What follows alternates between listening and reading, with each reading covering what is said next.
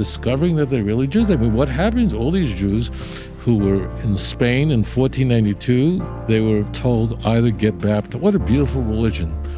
Convert to my religion or I'll throw you out of your house. That's nice. Ferdinand and Isabella. What, so nice, so proud.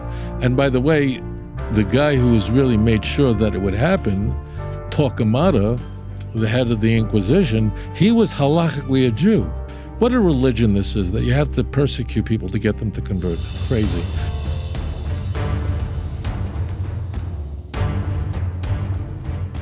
Pedro, you are live on the air. Go right ahead with your question, sir. Rabbi, thank you for taking my call. I'm a Seventh-day Adventist, so we actually have a lot of agreement on how we look at Abraham. So hoping at least you can answer this for around 22 million SDAs around the world. So we actually view that the Sabbath was meant for all humanity, and because Abraham obeyed the holy law, just like, we do believe that when Cain killed Abel, he was breaking the commandments, so we do believe that it was there for them. I've heard you mention that the Sabbath was given for Israel. From Exodus 31, it is a sign between me and the children of Israel, right. Of Israel forever. Yes. I wanted to ask, because I know there are some differences in views from rabbis, but when you look at Isaiah, and it talks about in Isaiah 56, the sons of the stranger that drives themselves to the Lord to serve him, everyone that keepeth the Sabbath from polluting it, and taketh hold of my covenant. Even then will I bring to my holy mountain. So is this like part of that messianic age fulfillment where all the nations are going to be keeping the commandments? Is it not true then that since Israel is a light to the Gentiles, shouldn't that start now instead of waiting for that messianic age? Mm-hmm. Good question. I hope my question is clear. That is sweet. I'm so blessed, really very, very blessed. Very blessed. I just, when you speak that way and you have a love for Hashem, the SDA church is from 19th century. I hope you, my dear friend, would reconsider just the doctrine of the Trinity, which is really not a good thing. Baker was not the best person in the world, and this woman who Seventh-day Adventists hold out as a prophet was someone who really engaged in plagiarism. And the reason I say it, I normally don't talk that way, is because there's something about you, there's something about the flavor of your question, the texture of your voice, that tells me that you really are a sacred soul, a sweet little soul, who has a genuine love for God. So what I say, I hope you won't be offended at all. Just say, the SDA is a millenarian group. What that means is not important. But many members of Seventh-day Adventists do become B'nai Noach, the pious among the nations, do convert. And there's reasons for it, but I'm not going to go into it now. Rather, I'm going to address your question very directly. So Shabbat, if you notice that the first time we're introduced to the Sabbath is Genesis chapter 2, as you know.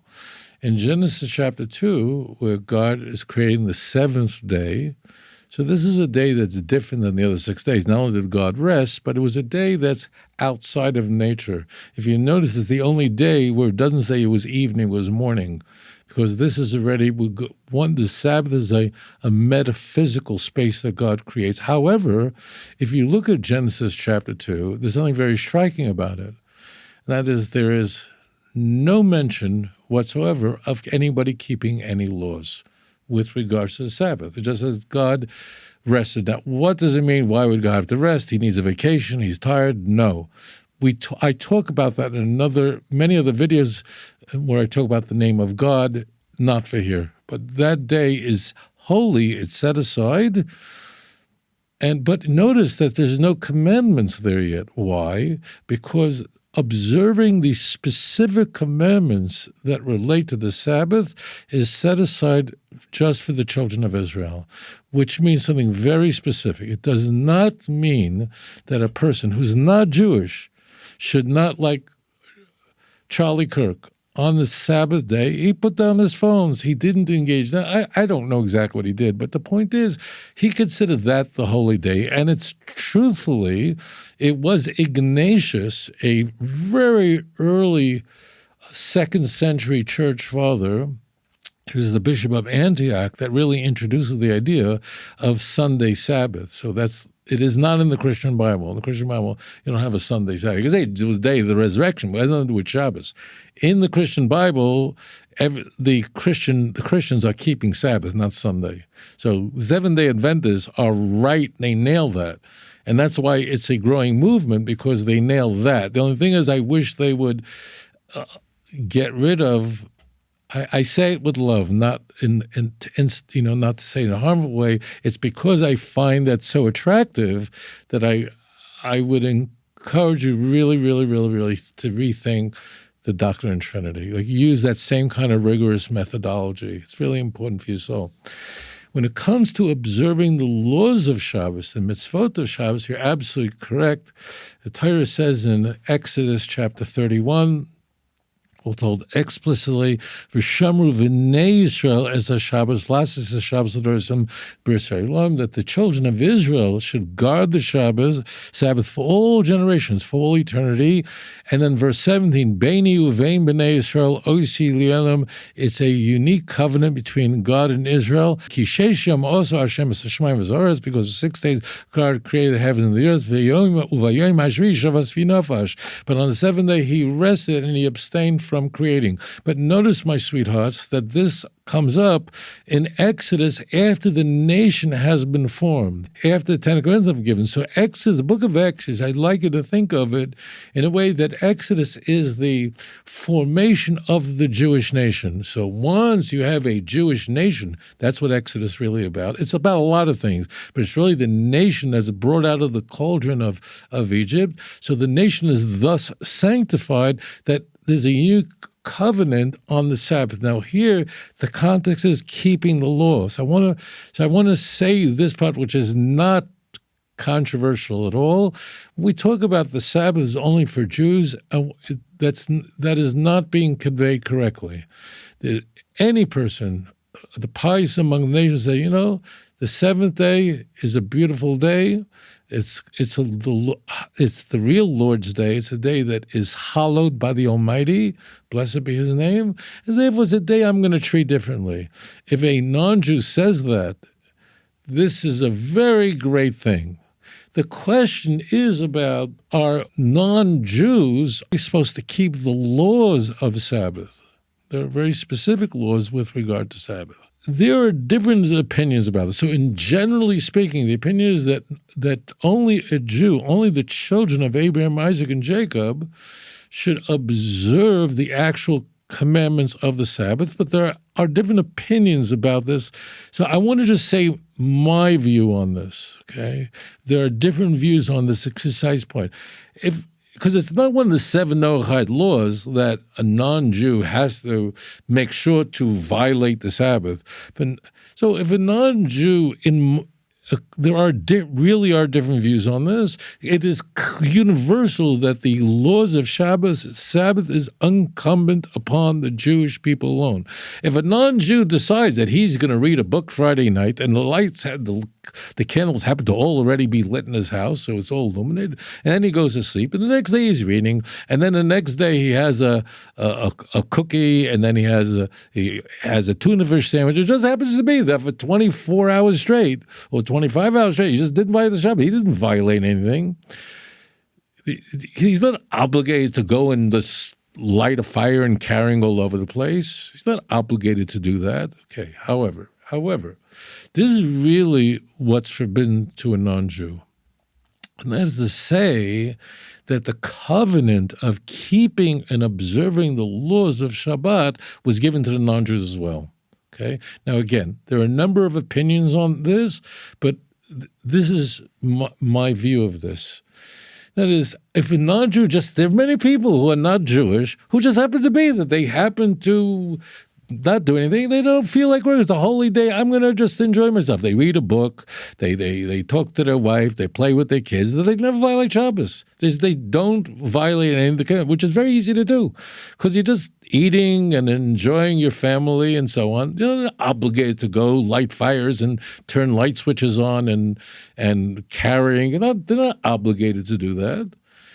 The only thing that is forbidden, in my view, there are some people who think that they have to violate Sabbath. This is not my view at all. It's just that what is forbidden is that a non-Jew should not say that the Sabbath laws are obligatory on the nations of the world. But they must recognize that this is a unique covenant given to the Jews. Okay? That's all. That's all it is. Not have to go nuts and figure out a way to violate the Sabbath. Not obligated to do it. And it's a very nice thing if a non-Jew says, you know what, the seventh day is Sabbath. I read Genesis chapter 2, and I think it's a holy day, and I'm not into this whole Sunday business at all. That's a great thing. Now, you asked me a very, very good question, and I knew right away. You said you had another question. You were asking about Isaiah chapter 56, which is a messianic chapter. It's really quite elegant and quite beautiful. But many people in Isaiah 56 think that this passage is referring to the Gentiles, and it's not true at all. And here is where if you don't have the Hebrew in front of you, you can get into a lot of trouble. Because in many of the translations that you see, the alien, the foreigner, what does that mean exactly? It doesn't say the Gentile there. But there are translations that do this, and that's not correct. In the Messianic age, all the Jewish people will be gathered in Isaiah 43, verse 5 and 6. Hashem is bringing them in. All of them. Take 2 rods in your hand, Ezekiel is told in chapter 37.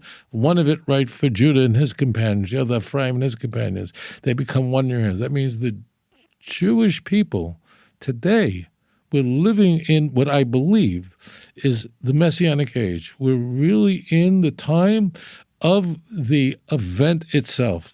It's all unfolding now. I believe that. I'm not hearing voices, but it's very transparent to me that what we see in Tanakh is unfolding now.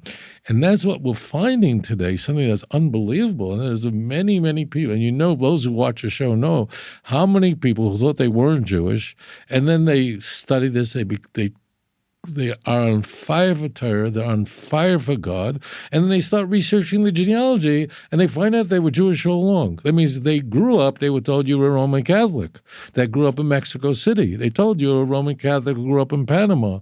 You were a Roman Catholic who grew up in Honduras. You were a Roman Catholic who grew up in Sao Paulo, in Rio de Janeiro, and wherever. And they weren't told they were Jewish at all. And now Hashem is opening the floodgates where people are drawn to the Jewish people.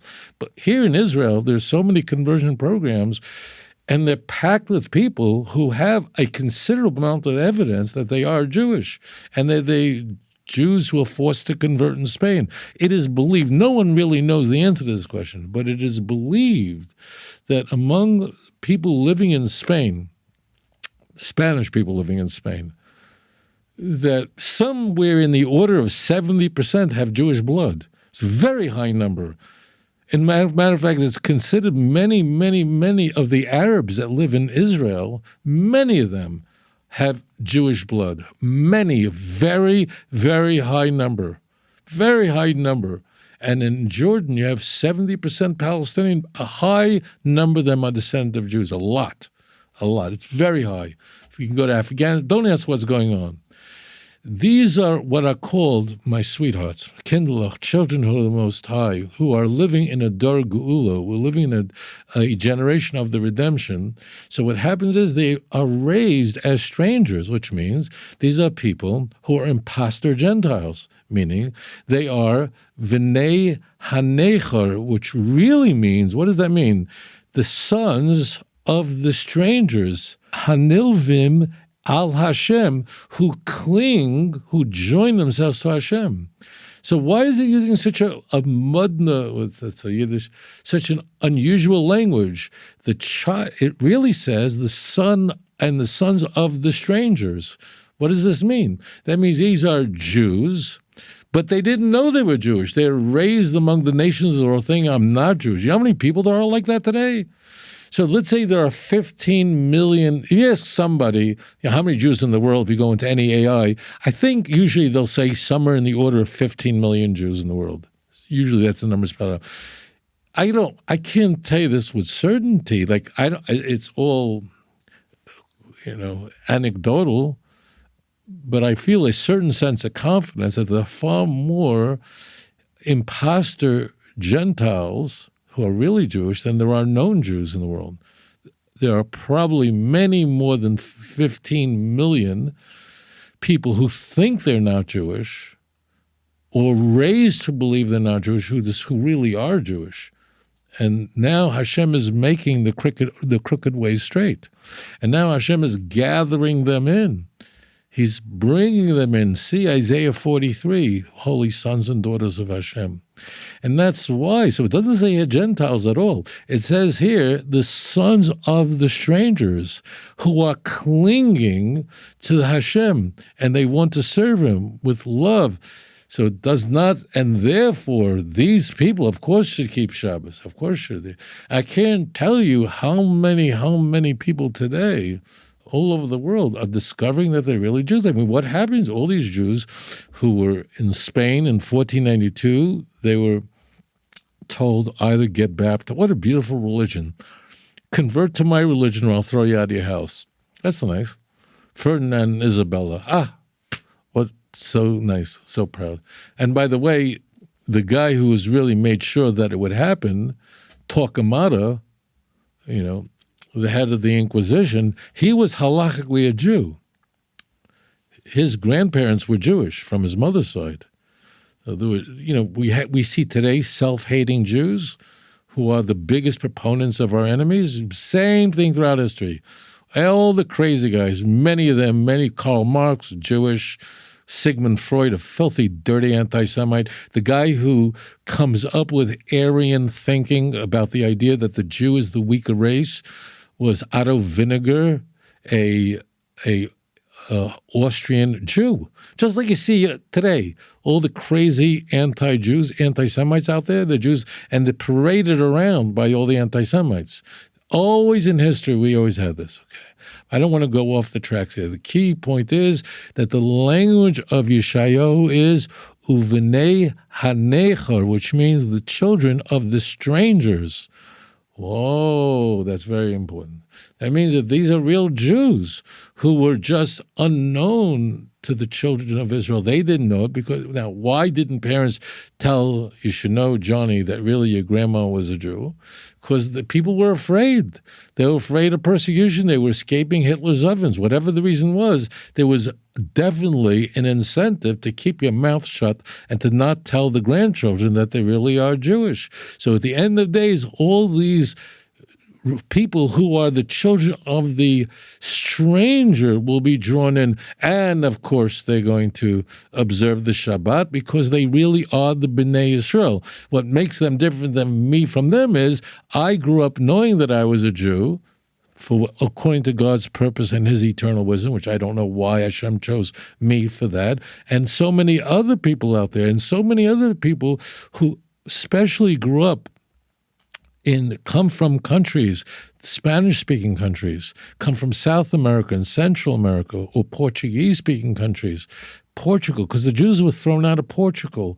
Only a few years after the Jews were thrown out of Spain, just 4 or 5 years later, they were expelled from Portugal.